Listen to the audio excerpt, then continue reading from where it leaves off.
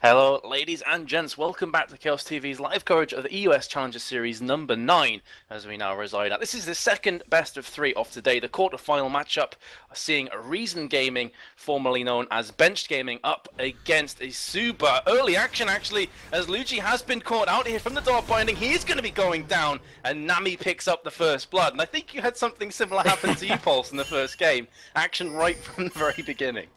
Yeah, in fact, both of the games we casted had this very early action. It seems like a recurring theme, maybe going to follow through the rest of the Challenger series, but so far, such explosive action. And this is exactly what we called in the Champion Picks bans as well. We were like, well, both of these teams are very aggressive. They have the opportunity to be aggressive from both of these teams. And at the same time, they both have AoE team compositions. So when we get into those team fights, they could both nuke each other down in a heartbeat, and then you have those 2-second team fights, which are so difficult to keep track of. In fact, we have Reason Gaming moving into the jungle of eSuba very, very early after picking up that first blood. And after the first blood went down, they will be 5 versus 5 once again. So we'll see if they go for this this point of contention. However, Malphite leading the charge. We'll see what happens here. It'd be a huge body blow if they can pick another player off. Bimbo firing in the dark binding, but it hasn't landed. They are going to be turning this one back round. Nice Aqua Prison though, coming out from Dirtgen, lands onto a couple of players, and they are now going to pull themselves back out of contention. The flag comes up from Jarvan, doesn't have the drag to follow it up. Here comes the Sonic Wave from Lee Sin. Oh, they're going to try something special. Ricketan's been caught on the side. Ignite down as well, forcing the flash with the Aqua Prison. It's just all hell breaking loose from the very beginning here, Pulse, but Luigi has managed to pick up his red buff, so Steel hasn't quite came in. Interestingly enough, though, you're going to have Kennen starting with the Doran Shield and also the health potions. Obviously feeling like it could have been up against the duo lane, but in a twist of fate, it's actually going to be the duo lanes at top facing off against each other.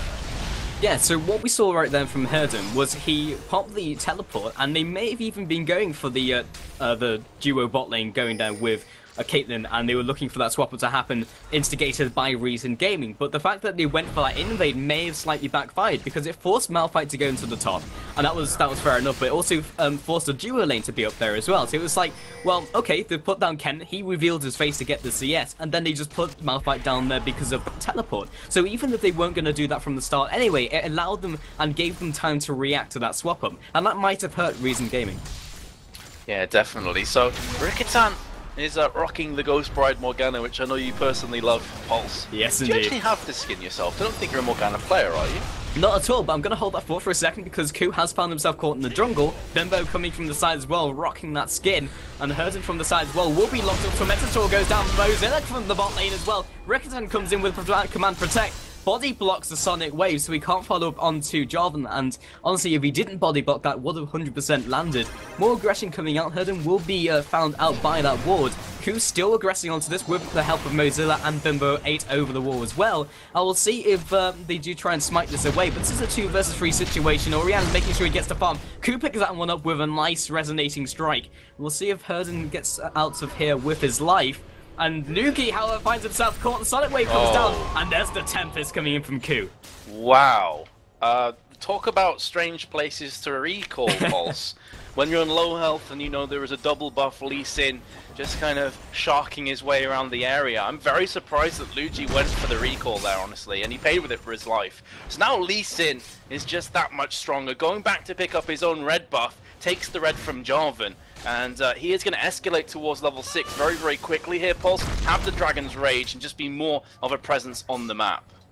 Yeah, Lee Sin getting an early kill was really, really devastating for that lineup of the eSuba, because having that aggressive jungler and then him being ahead as well, he can transition into a damage build or a tanky build and remain relevant for a longer time, and that's very important for Lee Sin. Also means he'll be able to lead into those ganks even better, and also talking about that point as well, just before as a little bit of action goes down at the top, the fact he was recalling there, I mean, this early onto the game, you recall your second turret, so it's like, I'm probably safe, but the fact that Lee Sin died basically very briefly, but a second turret at what, 4 minutes is something you really don't think is going to happen. Yeah, but that's the strength of the character with his maneuverability, Pulse, with the Sonic Wave and resonating strike afterwards. Allows him to close gaps very, very quickly, and it's difficult to escape from him when the Tempest and Cripple comes down, which of course is his E. So how is it looking right now? Just catching in the corner of my eye that Luigi is trying to make some plays happen. He desperately needs to get a kill or an assist to grab himself back into this level dissipation that he currently finds himself in. He's 2 levels behind Lee Sin. Demon Spirit takes some harassment, not too bad. It is Sona after all, so it's going to heal back up. And I think the spidey senses of Reason Gaming's Joe Lane realise that Jarvan's probably lurking, and they just pull themselves back. So Jarvan's kind of wasted his time at top. He did manage to get some XP though. Yeah, and that's really the mark of a good lane, just having that knowledge, and it's like, okay, so the jungler hasn't shown his face for a while, he's probably in our lane, and just revealing that will waste some of that Jarvan's time, which is very, very precious as a jungler. Lee Sin has just been around the area, does have that pink ward down there as well, so with the knowledge that Jarvan wouldn't have seen him is very, very crucial. Luigi immediately puts down the flag, we'll find Q there as well, pings go down from both teams. Dragon Strike doesn't quite pick up that Wraith, and Q comes out ahead. Morgana also forcing that aggression, making sure Ricky Tan can't go to that Lee Sin. And look how at home Lee Sin is in the enemy jungle. He's been there for a good 3 minutes now. It's where he excels, Pulse, especially early game. Look at the difference in levels between Ko and also Luigi. Luigi is halfway through level 3 and Ko just got himself up to 5. So there is a big, big difference here. And because of the advantages that Lee Sin has got himself in that early game, he can afford to just camp, set up camp, get out his banjo, get the marshmallows out, and just basically use this jungle as his playing field. Meanwhile, at top, there's some harassment on Demon Spirit, who does flash up red, but again, is playing Sona, can probably just heal back up to full very, very shortly. Yeah, we have Lee Sin looking to be very aggressive on this top lane, even looking for the dive as well. Jarvan moving up there, maybe just expecting Lee Sin to pull this type of maneuver on his low Sona. And we'll be landing a nice resonating strike straight onto Luigi, just forcing him back, making his presence known. And also Morgana coming up there as well. We do have Nami flashing up red just for a second as we had the Piltover coming across. And Bimbo 8 just supporting Q in his venture onto this red buff. Luigi puts down the wards and quells that aggression, but I think he was immediately taken out by the red buff. Wow, so it's just nothing seems to be going very well right now for eSuba, and things could become very, very much worse right now for Jarvan. Does manage to get himself the red buff, but will be flagging and dragging over the wall with the dark binding attached to him, so a minor consolation there. He's going to be feeling a bit happier. Had that red buff have gone to Lee Sin as well, he would have been completely decimated in this early stages as Jarvan. You want to get him tanky, you want to get him involved in damage, and speaking of damage at top lane, Sona's actually gone down. It's just a poke fest up at top. They're constantly whittling away at Sona's armor, and finally they penetrated it. Yeah, and with that strong poking lane, in fact, from both of these teams, it's really who can poke better. And the fact that they swap that top lane up there, in fact, meanwhile, bot lane, Mozilla pops down the slicing Maelstrom, follows up into Malphite, turns out he's very, very tanky and follows it with his own damage as well. The small force comes down, Ignite has been popped, and he doesn't actually choose to follow. He's trying to follow up, he can't quite get in range. Mark of the Storm will eventually proc and lock down Herden, and both of them on very, very low HP. So they will just be backing up. But yeah, I completely agree with you. Down at the, or I should say up at that top lane with that bot lane there, they are, yeah, they're just trying to poke each other down and really look to finish them off when they get to that state. Yeah, it's a case that the Sona and Caitlyn lane just wants to constantly harass. They just wants to constantly chip away.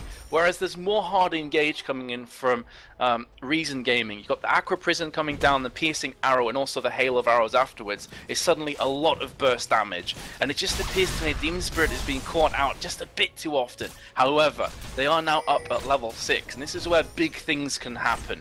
The crescendo coming in. But Tidal Wave plus Chain of Corruptions equals pain, especially if Lee Sin starts to get involved. It's very easy for him to call, you know, the gank at top and maneuver his way around and quickly become a factor at the top lane. Seems to have got a bit of a lull in the action here though, Pulse. There's just people seemingly happy to farm their way up.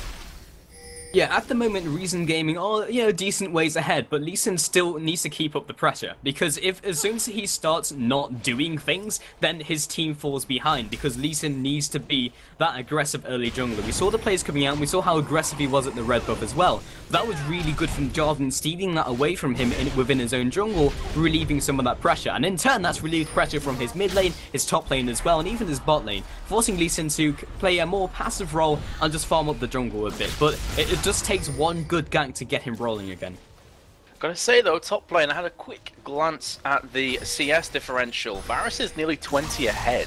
So it's looking pretty good right now for Reason, not just in overall kills where they're currently sitting at 3-0, but their AD carry is ahead of worst AD carry West. That's a pretty, confidence-inducing name right there. Jarvan has just walked over a ward, so there is a potential possibility for a counter gank, which you are seeing right now. Ko is coming up. Jarvan's just level 4. He's hanging around. He will be 5 fairly soon. Minion goes in. Chain of Corruption actually whiffs. Here comes the Aqua Prism from the side. Lee Sin is going to be engaging as well. Crescendo beautifully on 2 players. I don't think they've got enough though. Here comes the teleport from Herden. In the meanwhile, they're trying to turn this one around, but at the end of the day, it's going to be a 1-for-0 exchange, or will it? Because Ko is going balls deep here. Very manly. Is going to eat Ace in the hole. Dirgen will block that one. Misses the Q as well. And Ko could be going down. No safeguarding away. And the flash comes in from Sona, picking up the kill onto the support. Nardius now trying his best to escape. The Ignite has been popped down. Here's Lee Sin from the side. Double kill for Sona. Not often you say that one. So at the end of the day, at top lane, the dual lane will go down. And I believe we had some action in mid as well, where Rikitan fell, courtesy of Bimbo. Yeah, I didn't quite catch the mid lane. I was so fixated on that top lane because it was such a protracted engagement matters. And it was just, everyone was on so low HP, and Lee Sin actually connects the Sonic Wave. I think kind of thinking better of going in 1 versus 2 or even 1 versus 3 had they actually stuck around. And that was such a close engagement. And meanwhile, bot lane just missing all the action and tower goes down. Yeah, I think that Ko's initial reaction was, let's go, it's 1v2, they're both low. But if you have a quick look at the bush, there is no ward in here for the blue team. So it's very possible that Malphite could have still been lurking around, just goes and scumbags Caitlyn with the Q, stopping that recall.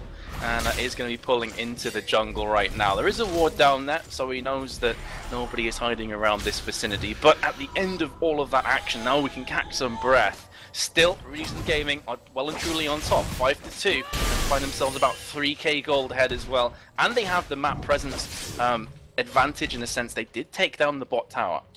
Yeah, and plus the other thing is those 2 kills on eSuba on that solo support. Yes, it's going to be good for, well, for the support, but for the rest of the team and actually dealing damage and having enough damage to contest with that rest of the team, that's not what they have right now. Jarvan moving into that top lane and looking maybe to claim some more kills, in fact turning his attention onto these golems as well, but they really need to start making things happen and get the gold on the right people. Drake is still an objective. We're almost about 13 minutes into the game, so that could definitely be the point where people want to start moving on to that. Mozilla and Herden just sort of a chill out moment, time out, I guess. Bot lane, both of them just standing still. Lee Sin moving there as well. Mozilla does indeed have the ultimate, so they might pick up a kill here. But with Malphite, with that ability to use his unstoppable force as an escape, it will make it very, very difficult indeed. But if they can get that off him, then they might be able to force a Drake on that as well. Cheese Wheel goes down straight into the knockback as well. Incoming with the unstoppable force, locks up Ku just long enough to stop Mozilla locking him down with the slicing Maelstrom, gets out scot-free. Yeah, I was going to say it'll be difficult for Herden to escape because he doesn't have the sanctuary of his tower. It is destroyed. But what wasn't taking into effect is the seismic shard, of course, will steal some movement speed and the unstoppable force. He can very quickly open up a gap between him and his assailants. So we'll be just fine. But with that unstoppable force being on cooldown, that is going to give Kennen some kind of confidence that he's not going to be in too much danger for the foreseeable future. Is actually going back to recall. Jarvan back at top again, has just about dinged to level 6, but still finds himself behind Lee Sin on levels and also gold. So interestingly enough, Jarvan's gone for a Sightstone here. Yeah, definitely feeling that they need to maybe be on the defensive, so warding up his own jungle, making sure that Lee Sin doesn't make too many aggressive plays. And just the fact by having that Sightstone will force Lee Sin to be less aggressive. Also, they will be picking up the Drake in the meantime, locking up Herden, but once again, as we saw before, Herden very, very difficult to lock down and eventually kill as well. So tanky even at the 14-minute mark, but that's another objective going to the hands of Reason Gaming. And going back to that point before, is making Lee Sin less aggressive on Jarvan, but also means he's got more time to go into the lanes. So, okay, yes, he stopped him from moving into, pushing them back through that jungle, but the lanes still have to be cautious. Yeah, and that Drake really did kind of come down from that domino effect of burning Malphite's unstoppable force, realizing there was no imminent threat, no imminent danger, by and large, a free Drake, especially with both the duos at top lane. So, really smart play from Reason Gaming, calling that weakness and pouncing on it with real fury. Again, Jarvan is at top lane. Again, it doesn't look like anything is going to happen. So, for my money right now, it just seems that Jarvan has the right idea, but just nothing's paying off for him. He's spending a lot of time at top lane, and in doing so, it looks like his blue's gonna get stolen. Yeah, and I couldn't agree more. The fact he's committing himself so much up then means that he can be aggressive in that jungle, make those objectives happen, and force Orianna to move as well. And it just feels like eSuba is reacting too much around Reason Gaming and not making anything happen themselves. Rickerton forcing himself upwards, Jarvan moving into his own jungle, but Lee Sin's there as well.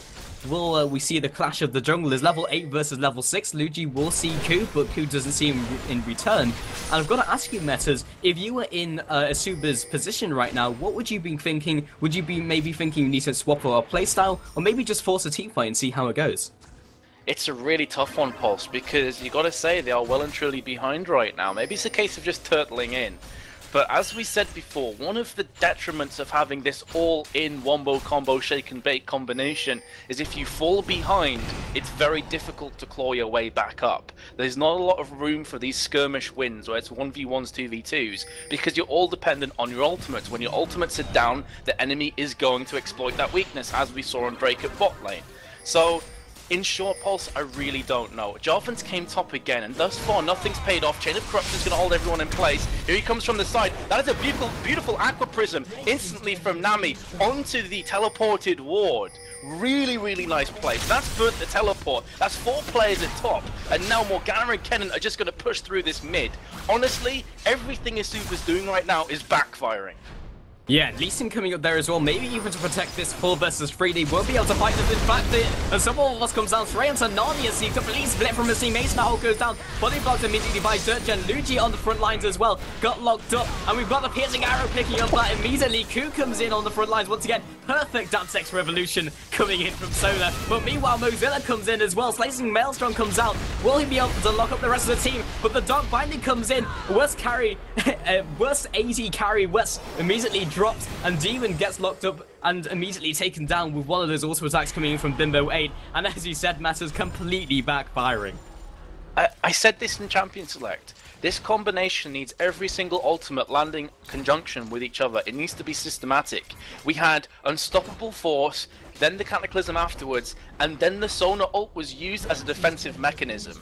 You either need to go big or go home with this comp. You can't do a bit of both. Otherwise, we see the result right there. The Reason Gaming are just like, okay, Unstoppable Force us, we'll regroup. Okay, Tower Divers, Jarvan, you're not tanky, you've got a Madrid's Blood Razor, sorry, the Madrid's Razor, and also the Sightstone. Not going to do anything, they have been caught in mid. Rickerton's going to try his way across, but he does get Sonic Wave and Resonated Strike. And honestly, Pulse, I don't want to call this game already, but it's very, very one-sided. Every fight that's kicking off is one-way traffic. Yeah, you gotta feel sorry for Jarvan. I mean, he's what, level 7 at 18 minutes. Lee Sin is level 10. That just kind of shows the entire game in a nutshell. Ku trying to take this red buff away as well. Smite goes down, picks it up anyway. Worst AD carry West will be actually turning himself into a projectile, locking up Sona as well. Perfect Dragon Rage comes down, keeping himself alive and stealing away the red buff simultaneously. So Ku just doing so much work in this game, and as a first pick, definitely worthwhile.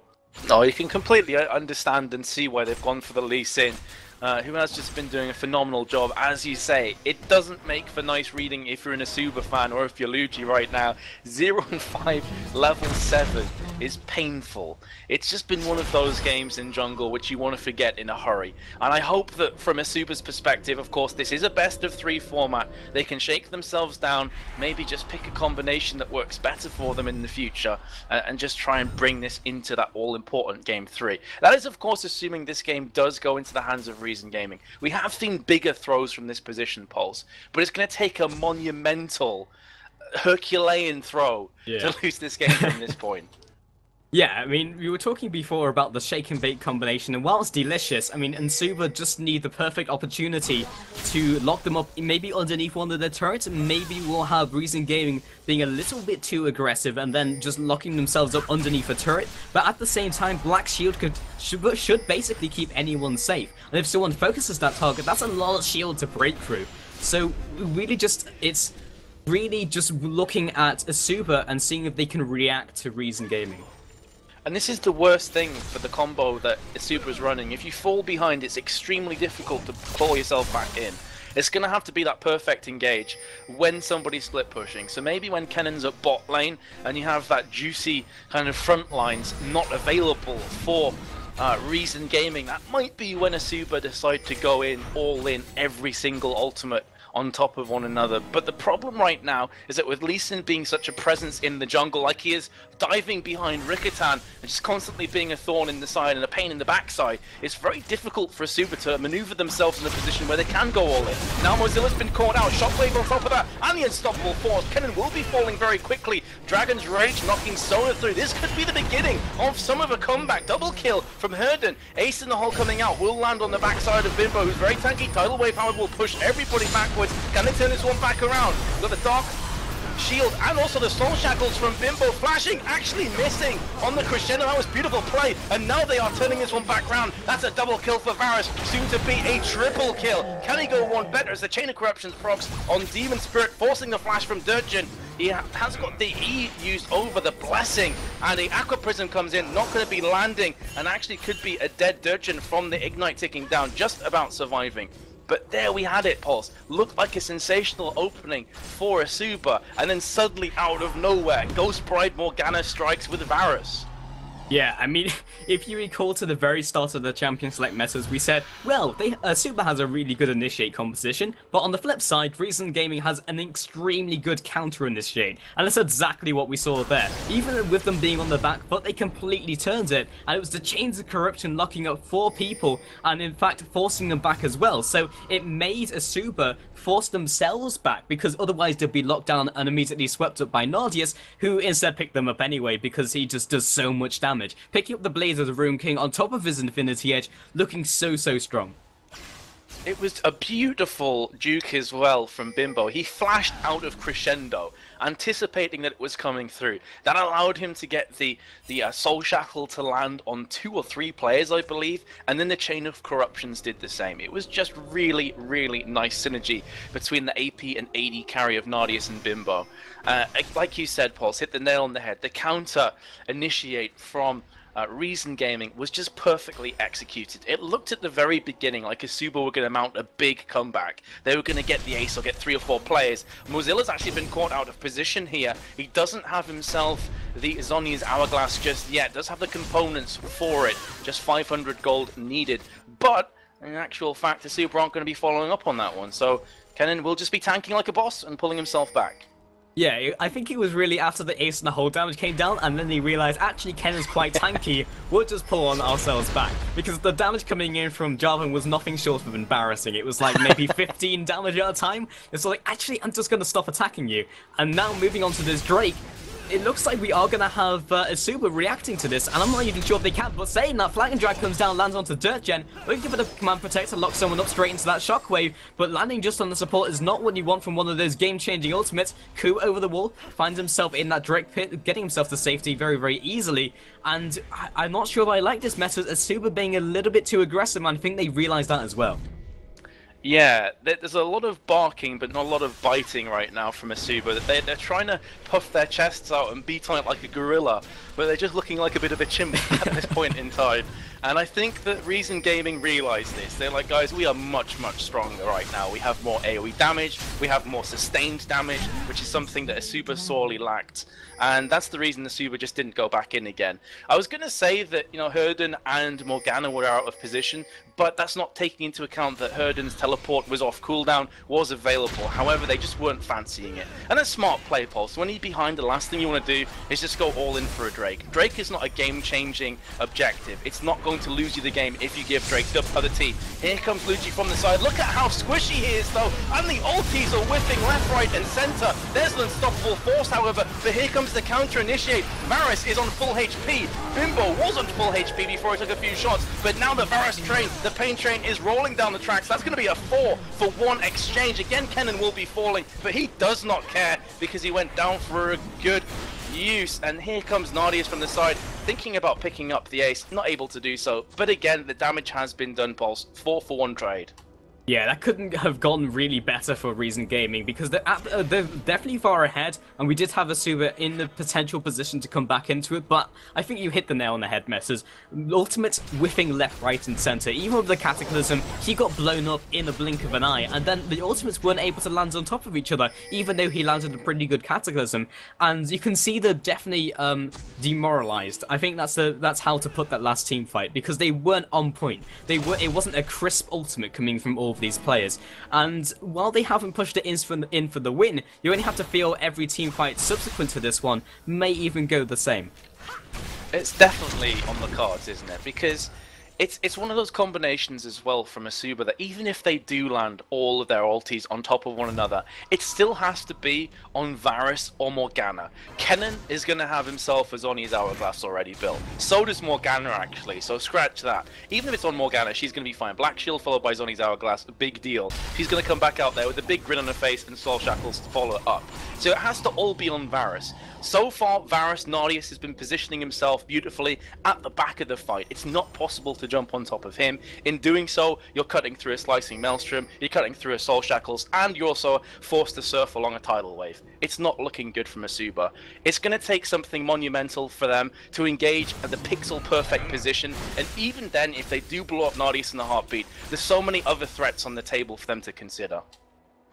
Yeah, and it's really, do eSuba want to go for the initiate, and so many times we've seen that backfire, or just kind of wait it out at their inhibitor turrets, because the good thing going for them at the moment, even in this horrible situation, is they still have their inhibitor turrets, and so many times we've seen comebacks happen at that crucial point, where Reason Gaming need to make the play to try and break that turtle shell, but at the same time, if they don't land their ultimates in the perfect places, if the Zhonya isn't at the right time, and the ultimates don't land on the right people, then you could see the turnaround coming from eSuba. But it looks like Reason Gaming are just going to pull it away from their base and actually go on more open ground around this Baron.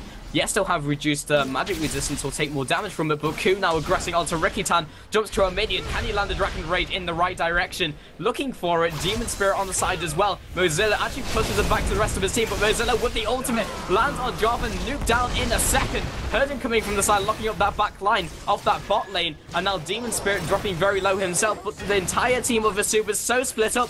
Bimbo 8 trying to lock down AD carry, doesn't quite land it, and got like Nardius coming in from the north, and they just split them up so well that it was a 2-for-0 trade, and now in a perfect position to claim some turret. Cole's like, what up, Demon? See you later. you're not recalling in that bush, not on my watch, son. And we'll pick that kill up. But did you see how quickly Jarvan died in that fight? That was like a 2-shot. That's a Jarvan. That's not something that you say a great deal. Look at his item build for 28 minutes through, though. Nothing finished off. Sightstone, Kindle Gem, Boots of Mobility. He's got a bit of this, bit of that, bit of pick and mix right now. And okay, there we go. The Surrender Vote comes through. Not too surprising there. I feel quite sorry for Herden in that game, Pulse. His ultimates were always on point. He's got some big items there. He was looking very beefy, but there was just nothing to follow up. He goes in, lands a beautiful crisp ulti on Nardius and also Dirtgen, and then he notices that the rest of his team's dead. And he's like, come on, guys. I can't do it all alone here. So that's going to be the 20-5 and a very clean win for Reason Gaming in game number 1.